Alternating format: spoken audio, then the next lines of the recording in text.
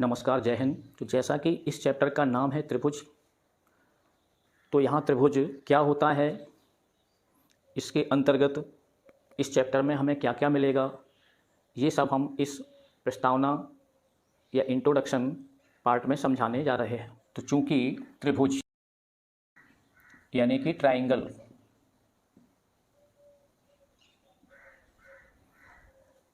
तो त्रि का अर्थ होता है यानी कि तीन, और भुज का अर्थ होता है भुजाएं। जबकि यदि इसे अंग्रेजी में देखा जाए तो ट्री यानी कि तीन यानी कि थ्री, और एंगल मीन्स होता है कोण।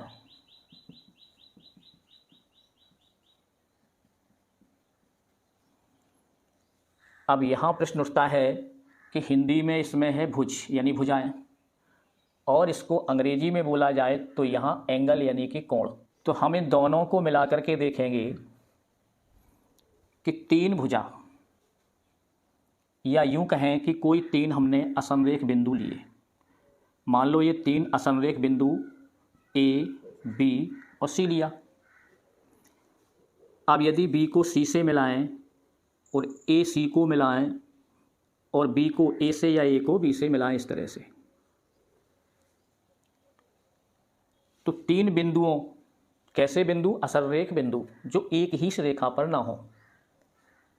तो तीन बिंदुओं को मिलाने से ये तीन भुजाएं बनी, यानी तीन रेखाएं बनी।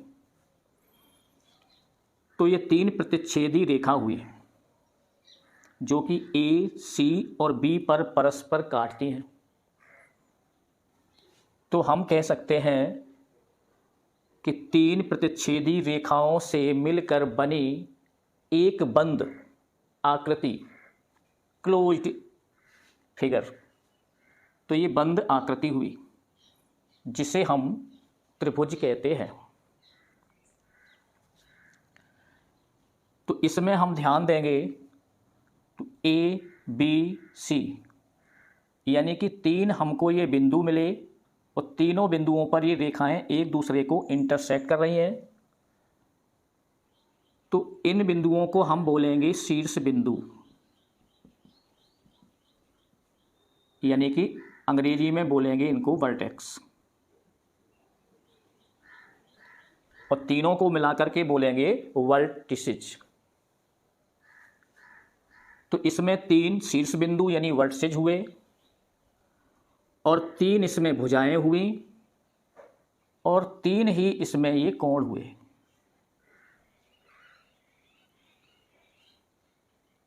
तो इसे कहेंगे हम त्रिभुज। तो हम लिख सकते हैं इसमें कि तीन प्रतिच्छेदी रेखाओं से बनी एक बंद आकृति त्रिभुज कहलाती है। तो जिसमें तीन भुजाएं होती हैं यानी साइड्स होती हैं, तीन एंगल होते हैं अर्थात तीन कोण होते हैं, और थ्री वर्टेक्सेज होती हैं यानी तीन शीर्ष बिंदु होते हैं। तो अब इस त्रिभुज के माध्यम से ही हम इस अध्याय में पढ़ेंगे सर्वांग समता यानी कि कॉन्ग्रुएंसी।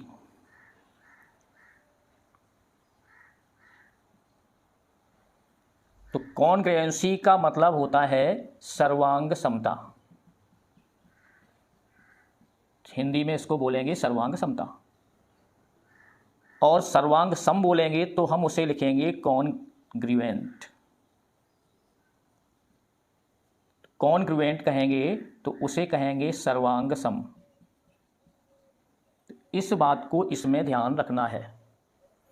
तो पूरा चैप्टर ये हमारा इस कॉन्ग्रुएंट पर ही आधारित होगा। तो इसके हम चिन्ह को लिखेंगे इस तरह से, इक्वल का साइन होगा, और इस तरह से एस टाइप का ये इक्वल के ऊपर निशान होता है। तो ये चिन्ह होता है कॉन्ग्रुएंट का। तो सर्वांग समता का तात्पर्य क्या होता है? तो सर्वांग सम का अर्थ यानी कि सर्व यानी कि सभी, यानी सर्व। सर्व यानी सभी, और अंग यानी कि भाग, और समता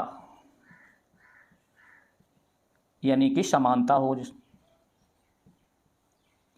हो जिनमें। तो इसका शाब्दिक अर्थ होगा कि दो या दो से अधिक ऐसी आकृतियां जिनके सभी भाग समान हों, यानी आकार में भी समान हों और माप में भी समान हों। यानी कोई भी आकृति को यदि हम एक दूसरे पर रखें तो पूरी तरह से वो एक दूसरे को ढक ले। जैसे मान लो कोई एक वृत्त है जिसकी त्रिज्या 2 सेंटीमीटर है, और 2 सेंटीमीटर का ही दूसरा हमने कोई वृत्त लिया, तो इसमें r इक्वल r है। तो अब यदि इस वृत्त को हम उठा करके इसके ऊपर रखें तो ये पूरी तरह से ये ढक ले, यानी इनके सभी अंग या भाग समान हो जाए। तो इस प्रकार से ये बनेगी सर्वांग सम आकृति। या हम कोई भी आकृति ले लें। इसी तरह से यदि हम एक वर्ग ले लें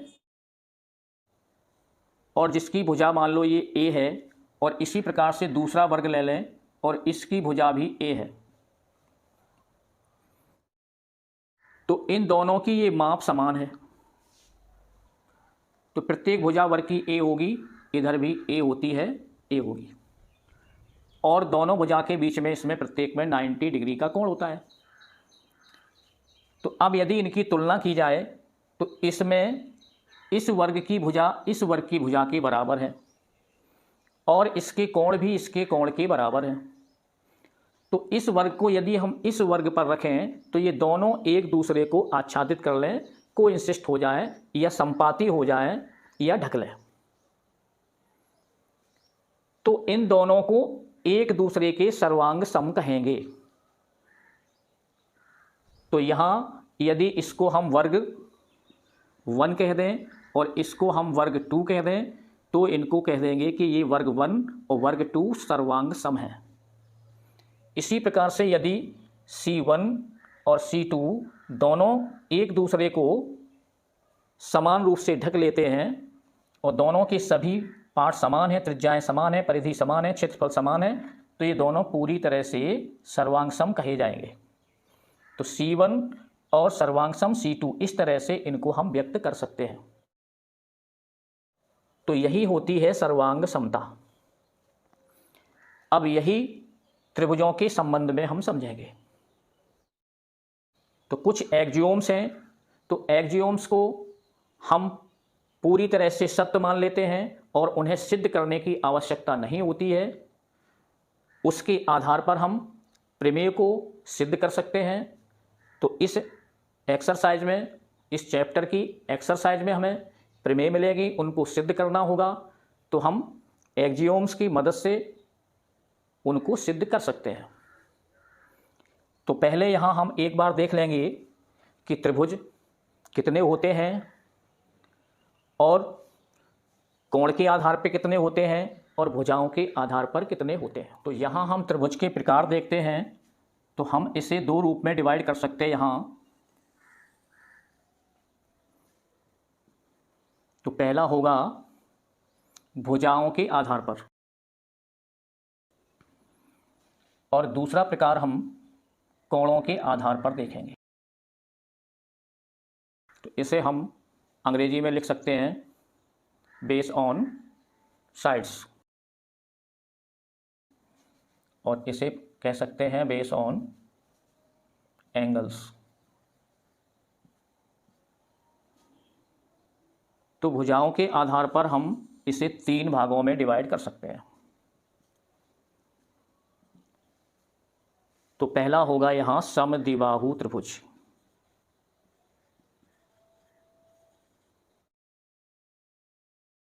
यानी कि आइसोसेल्स।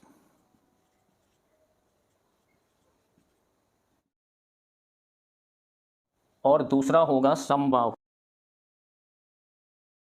और तीसरा होगा विषमबाहु, यानी स्केलर। तो ये 3 प्रकार के होंगे हमारे भुजाओं के आधार पर, और इनको भी हम 3 भागों में विभक्त इनको भी करेंगे, यानी समकोण त्रिभुज, इसको राइट एंगल बोलते हैं, और दूसरा होगा न्यून कोण त्रिभुज, और इसको हम बोलेंगे अंग्रेजी में एक्यूट एंगल, एक्यूट एंगल। और तीसरा होगा अधिक कोण त्रिभुज,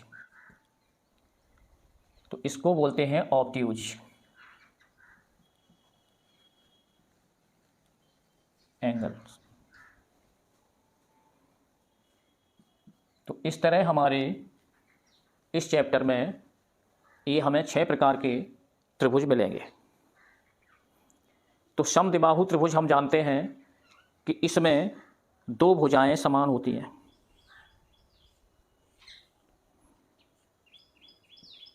जैसे मान लो ये ए है, ये बी है और ये सी है, तो इसमें ए बी इक्वल हो जाएगी ए सी।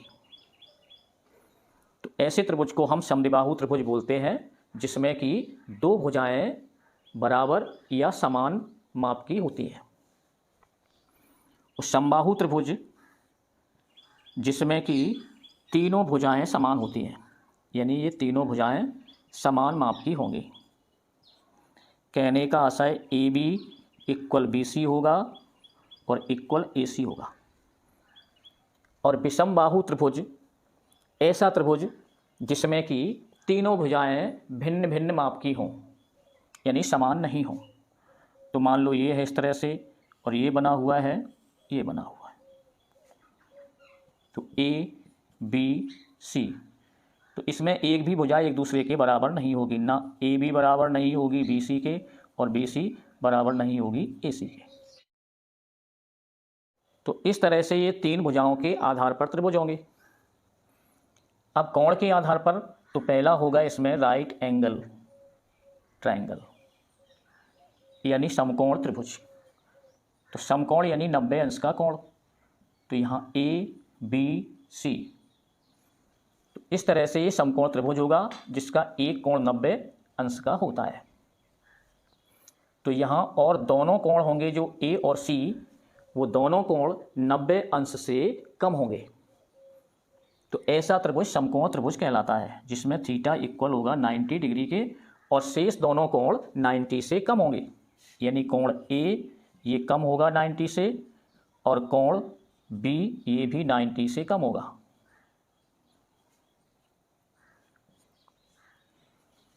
और है न्यून कोण यानी एक्यूट एंगल, तो ये कोण जिसमें कि तीनों कोण 90 डिग्री से जिसमें कम हो।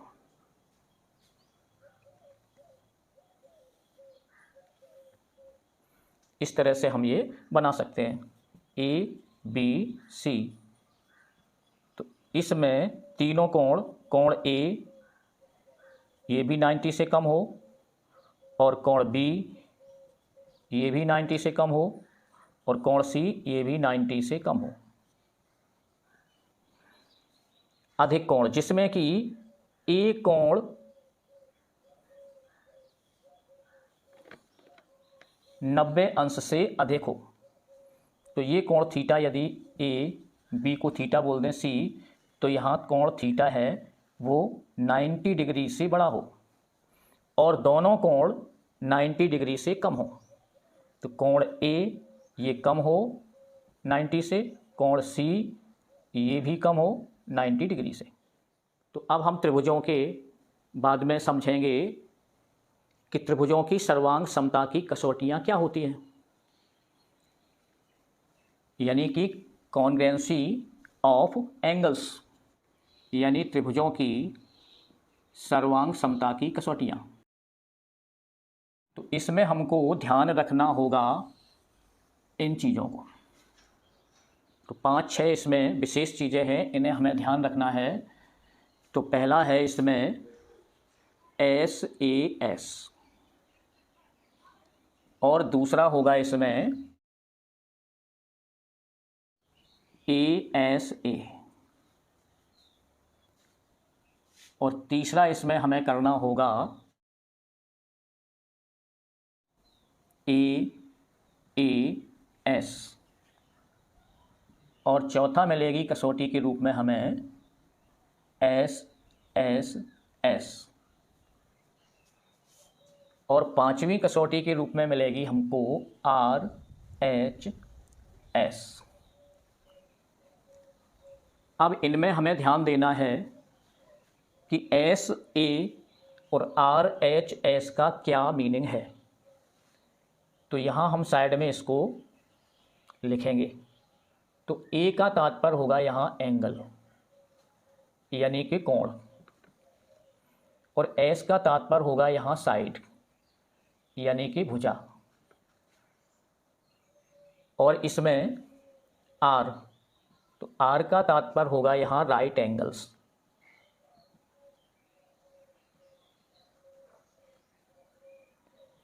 यानी कि समकोण,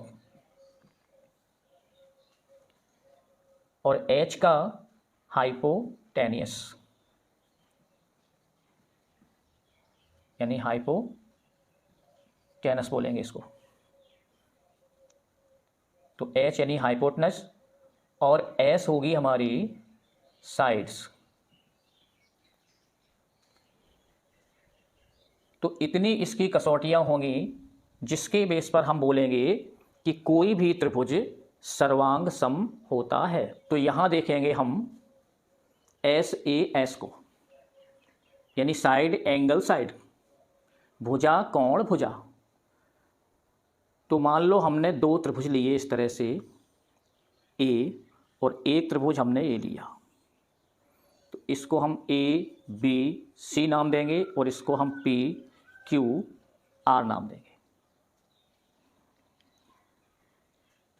तो एक्सियोम के रूप में पहली एक्सियोम हमारी यही होगी, तो जिसमें बोला गया है कि एक त्रिभुज की दो भुजाएं और एक कोण, दूसरे त्रिभुज की दो भुजाएं और एक कोण यदि समान हो तो वे दोनों त्रिभुज सर्वांग सम होते हैं। अब इसमें हम थोड़ा सा करेक्शन करेंगे कि एक त्रिभुज की दो भुजाएं और उसके अंतर्गत कोण, यानी उन दो भुजाओं के अंतर्गत ही कोण हो, और दूसरे त्रिभुज की दो भुजाएं और उसके अंतर्गत कोण समान हो, तो ऐसे त्रिभुज सर्वांग सम कहलाते हैं। तो साइड यानी कि एक साइड इसमें, और ये कोण यानी अंतर्गत कोण यानी भुजा और साइड भुजा के बीच में कोण होना चाहिए। ऐसा नहीं हो कि ये भुजा हो और ये भुजा हो और कोण हम इसको बोल दें, तो वह सर्वांग सम नहीं होगा। तो भुजा और कोण और भुजा इस प्रकार से, या हम इस भुजा को कहेंगे तो इस कोण को कहेंगे तो इस भुजा को बोलेंगे।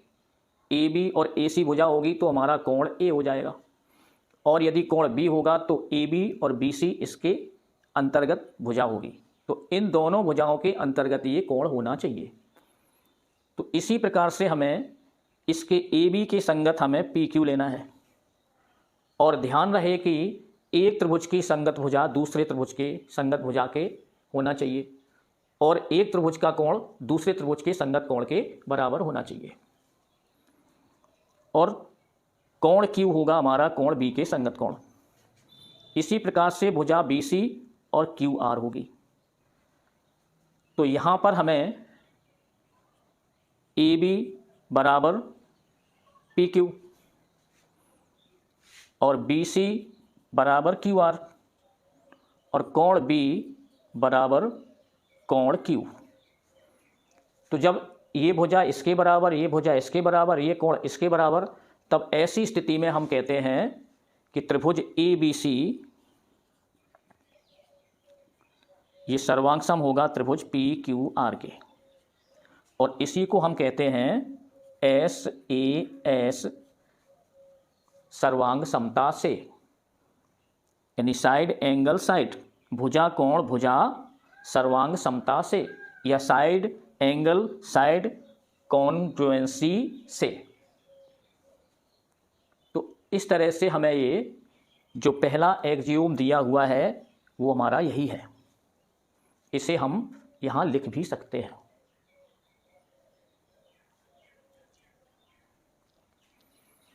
तो अब देखेंगे हम दूसरी हमारी क्राइटेरिया क्या है।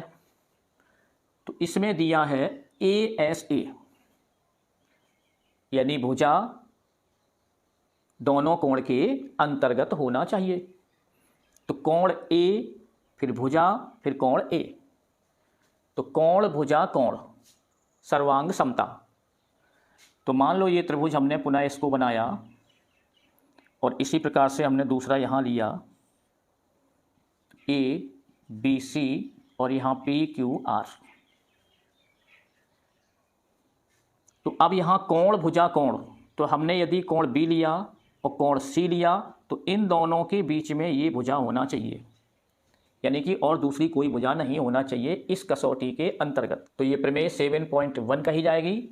तो जिसमें किसी त्रिभुज के दो कोण और उसके अंतर्गत भुजा किसी दूसरे त्रिभुज के दो कोण और उसके अंतर्गत भुजा के बराबर होते हैं तो वह सर्वांग सम त्रिभुज कहलाते हैं। तो इसी तरह से बी का संगत कोण होगा क्यू और सी का संगत कोण होगा आर, और ये संगत भुजा होगी बी सी के क्यू आर। तो इसे हम लिख सकते हैं यहाँ इसका कि कोण क्यू कोण बी बराबर होगा कोण क्यू, कोण सी बराबर होगा कोण आर, और भुजा बी सी बराबर होगी भुजा क्यू आर। तब हम कहेंगे कि ये त्रिभुज ए बी सी ये सर्वांग सम है त्रिभुज पी क्यू आर के।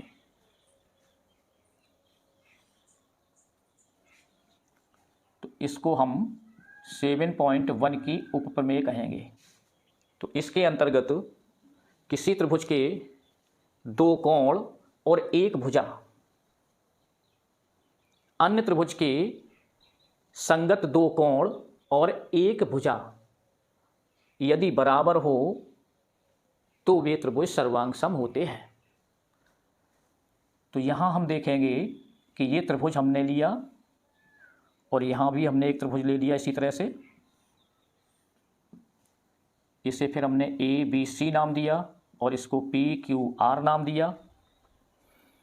तो अब यहां ध्यान देना है कि कोण ये और मान लो ये कोण इसी प्रकार से उनके संगत कोण Q और R लिए, तो कोण भी कोण Q के समान है, कोण C और कोण R के बराबर है। लेकिन ASA में हमने दो कोणों के अंतर्गत ये भुजा ली थी। अब यहाँ ऐसी कोई कंडीशन नहीं है, तो भुजा हमारी यहाँ कोई भी हो सकती, ये भुजा हो सकती या ये भुजा हो सकती है या ये भी हो सकती है, तो हम इसके अंतर्गत आ जाएंगे। तो यानी इसके अतिरिक्त चाहे ये भुजा हो और चाहे ये भुजा हो, तो कोई भी एक भुजा हो और उसके दो कोण समान हो, तो ऐसे त्रिभुज भी सर्वांग सम कहे जाते हैं। तो इसके अंतर्गत हम देखेंगे यहां कि कोण B इक्वल यहाँ कोण Q और कोण C इक्वल कोण R, और इसमें जो भुजा है वो हमने AB ली, तो AB के संगत हो PQ, भुजा PQ, या हम AC लेते तो AC के संगत PR भुजा ही होनी चाहिए थी। तो जब इस तरह से यदि समान होंगे तो हम कहेंगे त्रिभुज ABC सर्वांग सम है त्रिभुज PQR के। तो ये हमारी 7.1 की उपप्रमेय के रूप में जानी जाती है। अब अगला हमें मिलेगा भुजा भुजा भुजा सर्वांग समता की कसौटी। तो किसी एक त्रिभुज की तीनों भुजाएं किसी दूसरे त्रिभुज की तीनों भुजाओं के यदि बराबर होती हैं तो वह त्रिभुज सर्वांग सम कहलाता है। लेकिन यहाँ छात्रों को ये ध्यान देना है कि यदि किसी त्रिभुज के तीनों कोण दूसरे त्रिभुज के तीनों कोण के बराबर हों तो आवश्यक नहीं है कि वो सर्वांग सम हो, यानी वह सर्वांग सम नहीं भी होगा। तो सर्वांग समता के लिए हमें विशेष ध्यान रखना है कि कम से कम एक भुजा समान होना चाहिए। तो त्रिभुज की तीनों भुजाओं में से एक भुजा अवश्य ही समान होना चाहिए, तभी सर्वांग समता का नियम लागू होगा, तभी कोई आकृति या त्रिभुज सर्वांग सम होगा। तो इसमें विशेष ध्यान रखना है ASS और SSA और AAA, यदि हमें ये तीन कंडीशन मिलें तो ये सर्वांग समता की कसौटी नहीं है, ये पूरी तरह से सत्य नहीं है। बाई चांस अपवाद स्वरूप माप यदि समान दे दी जाए तो अलग बात है, बकाया कोण भुजा भुजा और भुजा भुजा कोण और कोण कोण, तो ये सर्वांग समता के लिए सत्य नहीं है, नॉट ट्रू। तो इनको ध्यान रखना है, नॉट ट्रू। किसके लिए? फॉर कॉन्ग्रुएंसी, सर्वांग समता के लिए। अब हमें यहां ध्यान देना है SSS, यानी भुजा भुजा भुजा, सर्वांग समता। तो जब किसी त्रिभुज की तीनों भुजाएं किसी अन्य त्रिभुज की तीनों भुजाएं के समान हो तो वे त्रिभुज सर्वांग सम होते हैं। जैसे यहाँ ये त्रिभुज है और मान लो एक त्रिभुज ये है, तो ABC PQR, तो यहाँ AB PQ के समान है, AB बराबर PQ, और BC बराबर QR और AC बराबर PR। तो तब हम कहेंगे कि ये दोनों त्रिभुज सर्वांग सम हैं, इसीलिए त्रिभुज ये ABC सर्वांग सम हो जाएंगे त्रिभुज PQR। अब देखेंगे यहां RHS सर्वांग समता। तो इसमें एक राइट एंगल ट्राइंगल होगा इस प्रकार से। तो इसमें ये परपेंडिकुलर यानी कि लंब होगा और ये हमारा बेस होगा और ये 90 डिग्री का यहाँ कोण बनेगा और ये हाइपोटेनस यानी कि विकर्ण यानी कर्ण होगा ये, तो इसे हम ABC बोल देंगे। तो कहने का आशय है कि किसी समकोण त्रिभुज में एक भुजा और कर्ण किसी अन्य समकोण त्रिभुज की एक भुजा और कर्ण के बराबर हो तो वे सर्वांग सम होते हैं। तो यहां कोण, मान लो हमने यहां दूसरा एक और त्रिभुज लिया PQR, तो ये भी 90 अंश का कोण है।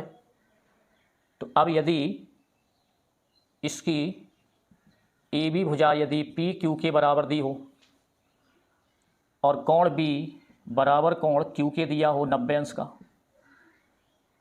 और विकर्ण AC इक्वल हो PR के, तो ये विकर्ण है दोनों।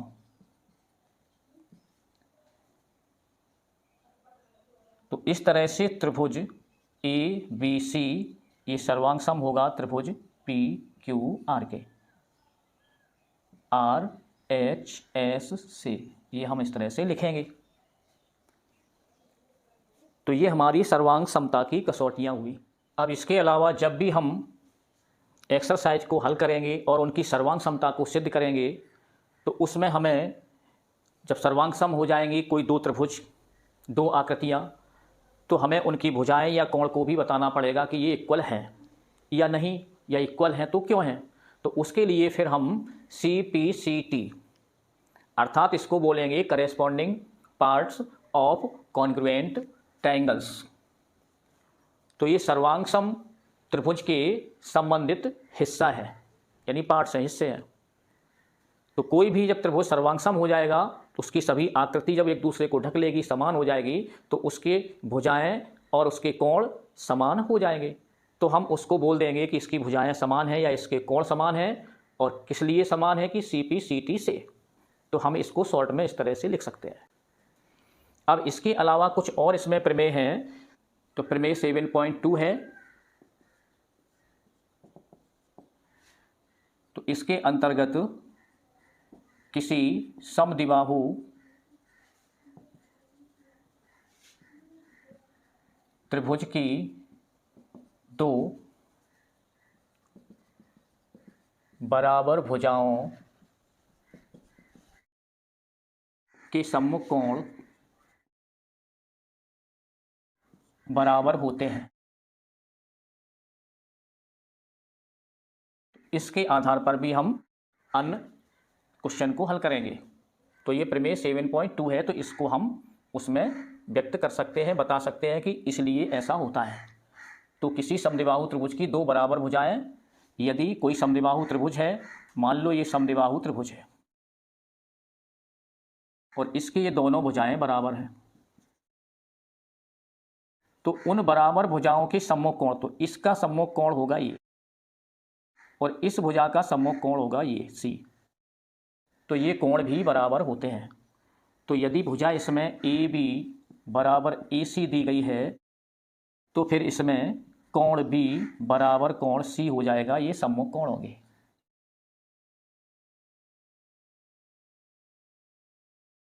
अब इसी का उपप्रमेय या विलोम के रूप में हमें दिया मिलेगा 7.3 के नाम से। इसी का हम विलोम कह सकते हैं। तो वो प्रमेय हमारी कहलाएगी 7.3, जो कि 7.2 का विलोम होगा। तो इसी को हम बोलेंगे कि यदि किसी त्रिभुज में दो कोण समान हैं, दो कोण यदि समान है, तो उसकी सम्मुख भुजाएं भी समान होंगी। तो यहां ABC इसका नाम देंगे। चूंकि इसमें कोण B और इक्वल कोण C ये समान दिए हैं, तो इसके सम्मुख भुजा होगी AB, यानी कोण C के सम्मुख भुजा होगी AB और कोण B के सम्मुख भुजा होगी AC। तो ये इसीलिए ये समान होगी, कोण की सम्मुख भुजा। उपप्रमेय 7.2 के रूप में भी हमें पाठ्यक्रम में दी गई है कि समबाहु त्रिभुज का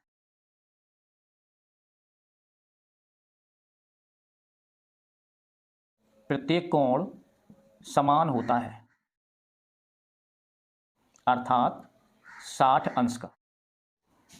तो यदि तीनों भुजाएं यदि त्रिभुज में समान दी गई हों,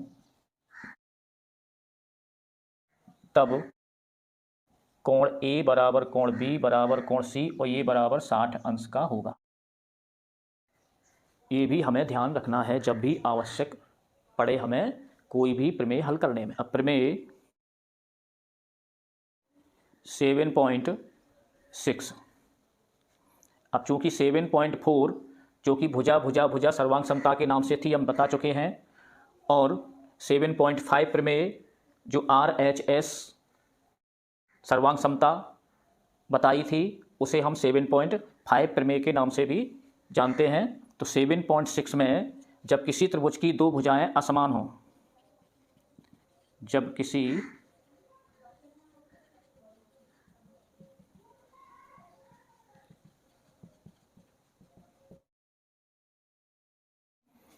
तो सबसे बड़ी भुजा का सम्मुख कोण बड़ा होता है। मान लो कोई एक ये भुजा है और ये भुजा है और ये भुजा है, तीनों असमान हैं, अलग अलग हैं ये तीनों। तो इसमें सबसे बड़ी भुजा ये विकर्ण होगी, ABC। तो ये बड़ी भुजा, तो इसका कोण भी ये बड़ा होगा, सबसे बड़ा कोण भी होगा। तो बड़ी भुजा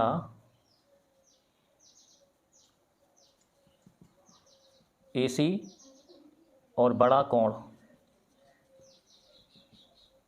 कोण बी होगा। अब इसमें एक प्रमेय और शेष है अभी।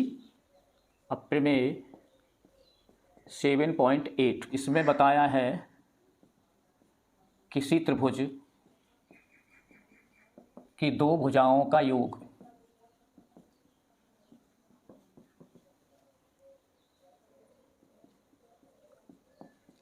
तीसरी भुजा से सदैव अधिक होता है। और इसी के विपरीत यदि हम उपप्रमेय कह दें या दूसरा प्रमेय का नाम दे दें कि किसी त्रिभुज की दो भुजाओं का अंतर तीसरी से फिर कम होगा, तो सदैव अधिक होता है यहां। तो यानी कि मान लो कोई भी ये त्रिभुज है,